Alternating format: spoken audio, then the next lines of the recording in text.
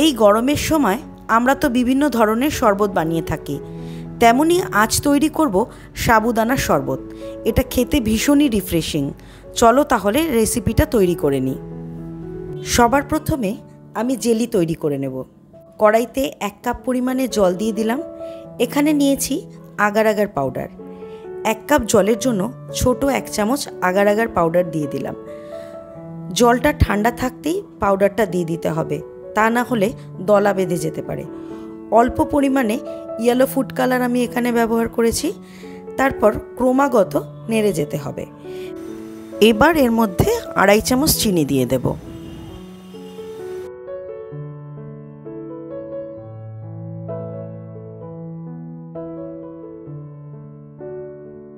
মিশ্রণটা ফুটে এলে গ্যাস অফ করে একটা বাটিতে ঢেলে সেট হতে দেব 20 মিনিটের জন্য।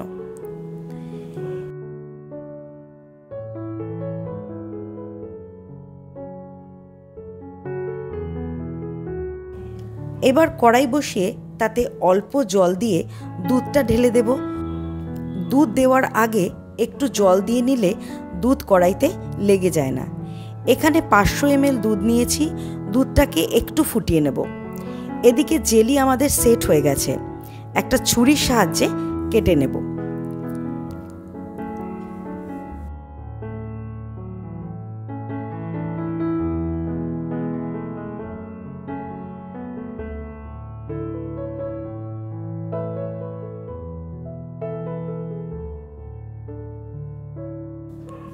দুধটাকে ভালো করে নেড়ে নেড়ে ঘন করে নেব।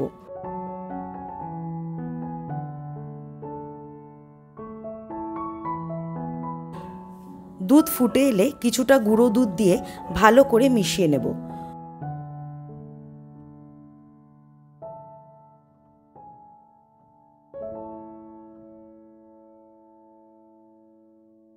দুধ অনেকটাই ঘন হয়ে এসেছে। ছোট 1 বাটি চিনি দিয়ে দেব। তোমরা চাইলে চিনির পরিমাণ বাড়িয়ে দিতে পারো, তবে শরবতে হালকা মিষ্টি হলে বেশি ভালো লাগে। দিয়ে দেব কিছুটা কুচি করে কাটা কাজু বাদাম আর কিছুটা আমন্ড। সবটা মিশিয়ে ঢেকে ঠান্ডা করে নেব। এখানে আমি 100 গ্রাম বড় দানার সাবু নিয়েছি। সাবুটাকে 30 মিনিট মতো ভিজিয়ে রেখে জল ঝরিয়ে নিয়েছি। এবার সিদ্ধ করে নেব। সাবু এরকম স্বচ্ছ হয়ে এলে ছেঁকে নেব আর ঠান্ডা জল দিয়ে ভালো করে ধুয়ে নেব। এতে কুকিং প্রসেসটা বন্ধ হয়ে যাবে আর সাবুর মধ্যে যে স্টার্চ থাকে সেটাও পরিষ্কার হয়ে যাবে।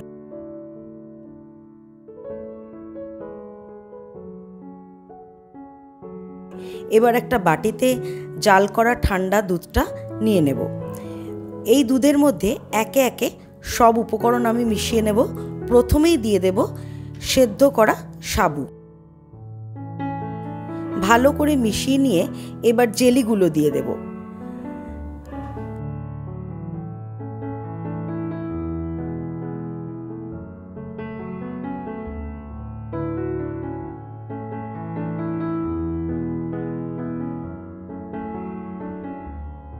তারপরে দিয়ে দেব স্লাইস করে কেটে রাখা সবুজ আঙুর।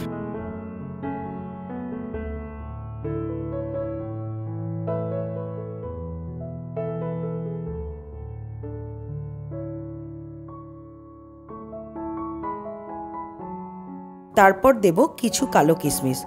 সবার শেষে দিয়ে দেব বেদানা।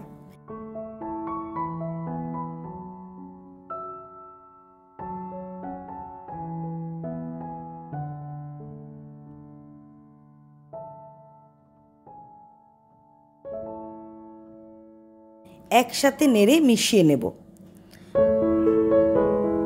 তো তৈরি হয়ে গেল আমাদের সাবুদানার শরবত।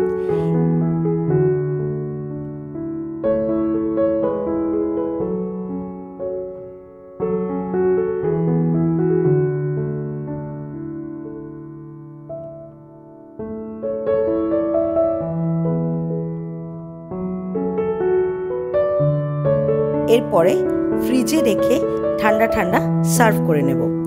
তাহলে কেমন লাগলো আমার এই আজকের রেসিপি? একটা লাইক আর কমেন্ট করে জানিও কিন্তু।